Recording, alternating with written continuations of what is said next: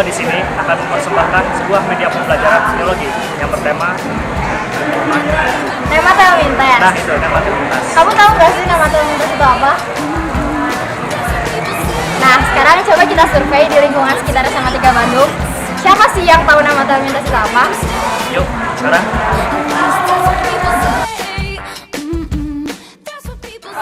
Apa yang kalian tahu tentang nematelmintes? Nematelmintes yang biologi cacing. Gimana? Nematelmintes adalah spesies cacing. Dibagi tiga. Ya, itu. Cacing itu ada dibagi tiga dan nematelmintes salah satunya. Contoh dari nematelmintes itu apa guys? Nematoda. Ya. Mungkin teman-teman tahu kan? Ya. Film SpongeBob yang makan rumahnya SpongeBob itu nematoda. Nematoda. Mungkin yang mereka maksud itu cacing besar Alaska kali ya. Tapi kenapa mereka bisa tahu kalau itu nematoda? Atau karena cacing besar Alaska itu hidupnya di perairan laut yang bebas? Ada-ada aja ya mereka. Gazi. Apa yang kamu tahu tentang nematelmintes? Ada jantan, ada betina. Jantannya lebih kecil daripada betina. Terus, jantannya ngelengkung ya? Yang jantannya ngelengkung, yang betinanya lurus ekornya. Terus ada contoh-contohnya tuh ada Ascaris lumbricoides, terus ada apa ya? Ada apa tuh cacing yang nembus ke kulit, ada lah gitu pokoknya gitu. Apa yang kalian tahu tentang nematelmintes? nggak tahu apa. Kayaknya cacing. Nggak tahu apa. Apa yang kalian tahu tentang nematelmintes? Yang aku tahu itu pokoknya itu tuh simetri bilateral, terus triploblastik. Habis itu yang aku tahu contohnya tuh cacing gelang, terus oxyloris, ya lah pokoknya ya. Terus nematoda, terus gonocoris. Apa yang kalian tahu tentang nematelmintes? Nematelmintes tuh salah satu jenis Hermes, tapi dia tuh sudah sel mata, terus dia tuh triploblastik. Ya, habis itu nematelmintes tuh kebagi jadi tiga lagi. Ada yang cacing perut, cacing yang ditularkan oleh nyamuk, Wucheria bancroftii, dan cacing tambang. Apa sih yang kamu tahu tentang nematelmintes? Nematelmintes itu masuknya ke dalam kelompok besar cacing gitu kan, Hermes. Terus nematelmintes itu adalah sebuah film, terus ada kelasnya nematoda sama nemato bla bla bla. Dan itu tuh ada yang merugikan, terus kalau nggak salah punya saklar bla bla bla. Apa sih yang kalian tahu tentang nematelmintes? Menjijikan. Temannya berarti yang kaki gajah, rongganya sudah selamat datang. Ternyata anak SMA 3 itu pinter-pinter ya. Dia pada tahu nematelmintes itu apa. Ya dong, gue juga SMA 3 masa nggak tahu ya. Iyalah, kalau bulan di Bandung.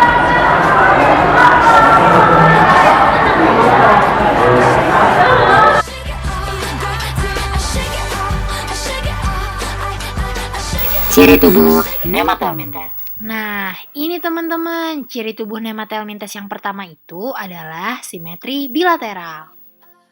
Yang kedua, dia tuh tripoblastik, artinya punya 3 lapisan, yaitu ectoderm, mesoderm, dan endoderm. Dan dia juga punya rongga semu, namanya pseudocelomata. Yang ketiga, dia punya lapisan kutikula yang berfungsi untuk mengambil oksigen dan lokomosi atau pergerakan. Yang keempat, dia punya otot longitudinal. Nah, kontraksi dari otot ini yang menyebabkan dia bisa bergerak seperti ular.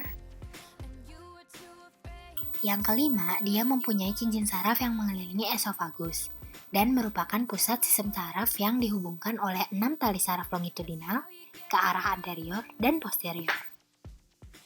Nah, kalau habitatnya, nematelmintes bisa saja hidup di air tawar, air laut, tanah, bahkan bisa di tubuh manusia. Sistem reproduksi nematelmintes. Nematelmintes umumnya melakukan reproduksi secara seksual. Sistem reproduksinya bersifat gonokoris, yaitu organ kelamin jantan dan betina terpisah pada individu yang berbeda. Fertilisasi terjadi secara internal. Telur hasil fertilisasi dapat membentuk kista, dan kista dapat bertahan hidup pada lingkungan yang tidak menguntungkan. Alat kelamin terpisah. Cacing betina lebih besar dari cacing jantan, dan yang jantan mempunyai ujung yang berkait.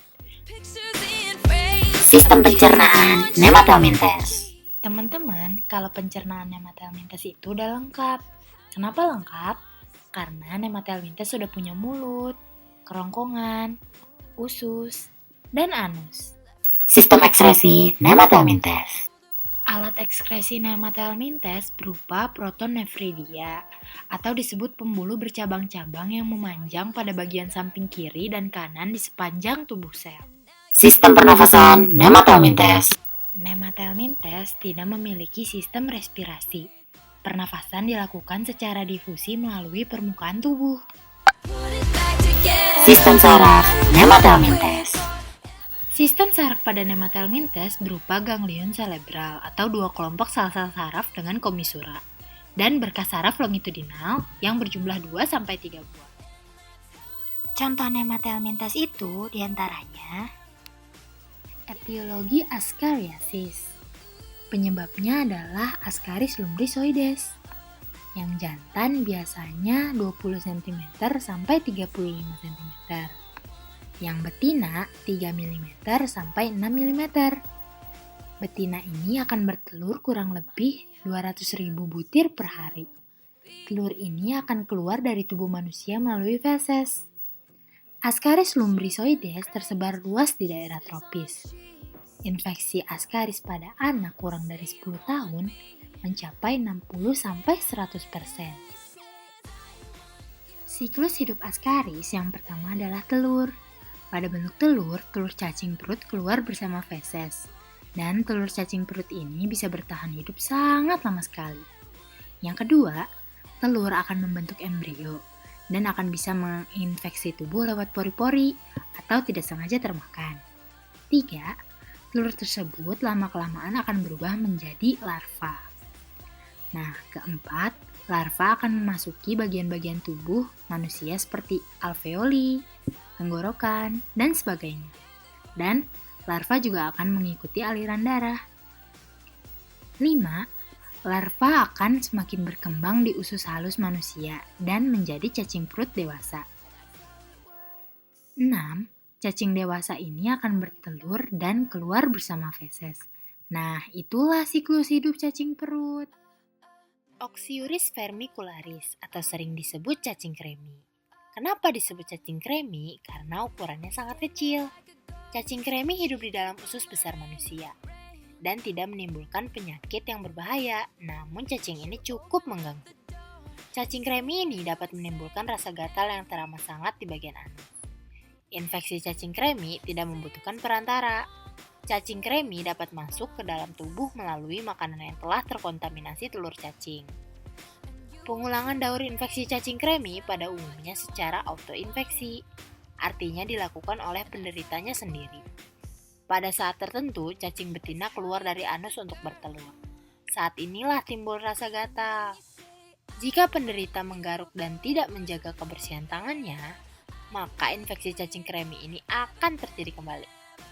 Nectator americanus dan Ankylostoma duodenale disebut cacing tambang karena ditemukan di Eropa, yaitu pada pekerja pertambangan yang belum mempunyai fasilitas sanitas yang memadai. Cacing dewasa hidup di rongga usus halus dengan mulutnya melekat pada dinding usus. Cacing betina menghasilkan 9.000 sampai 10.000 butir telur per hari. Cacing betina mempunyai panjang 1 cm. Cacing jantan kira-kira 0,8 cm. Daur hidup Ankylostoma duodenale yaitu telur cacing dikeluarkan bersama feses dalam waktu 1-2 hari di dalam tanah. Telur tersebut akan menetas dan menjadi larva rhabditiform. Dalam waktu sekitar 3 hari, larva rhabditiform tumbuh menjadi larva filariform yang dapat menembus kulit dan dapat bertahan hidup 7-8 minggu di tanah. Setelah menembus kulit, larva ikut masuk melalui aliran darah menuju jantung. Terus ke paru-paru. Di paru-paru, larva menembus pembuluh darah dan masuk ke bronkus, lalu ke trakea dan laring. Dari laring, larva ikut tertelan dan masuk ke dalam usus halus dan menjadi cacing dewasa. Trichinella spiralis atau disebut juga cacing otot. Cacing ini dapat menyebabkan penyakit rhinosis pada manusia, babi, atau tikus. Parasit masuk ke tubuh manusia melalui daging babi yang dimasak kurang matang. Di dalam usus manusia, larva berkembang menjadi cacing muda. Cacing muda bergerak ke otot melalui pembuluh limfa atau darah dan selanjutnya menjadi cacing dewasa. Untuk mencegah terjadinya infeksi oleh cacing ini, daging harus dimasak sampai matang ya teman-teman. Cacing ini hidup pada pembuluh limfa di kaki. Jika terlalu banyak jumlahnya, dapat menyumbat aliran limfa sehingga kaki menjadi membengkak. Pada saat dewasa, cacing ini menghasilkan telur. Kemudian akan menetas menjadi anak cacing berukuran kecil yang disebut mikrofilaria. Selanjutnya, mikrofilaria beredar di dalam darah. Larva ini dapat berpindah ke peredaran darah kecil di bawah kulit. Jika pada waktu itu ada nyamuk yang menggigit, maka larva tersebut dapat menembus dinding usus nyamuk lalu masuk ke dalam otot dada nyamuk. Kemudian setelah mengalami pertumbuhan, larva ini akan masuk ke lalat penusuk. Jika nyamuk itu menggigit orang, maka orang itu akan tertular penyakit ini. Demikian seterusnya. Oh, ternyata gitu ya. Hati-hati sama Nematel Mintes, jaga kebersihan ya.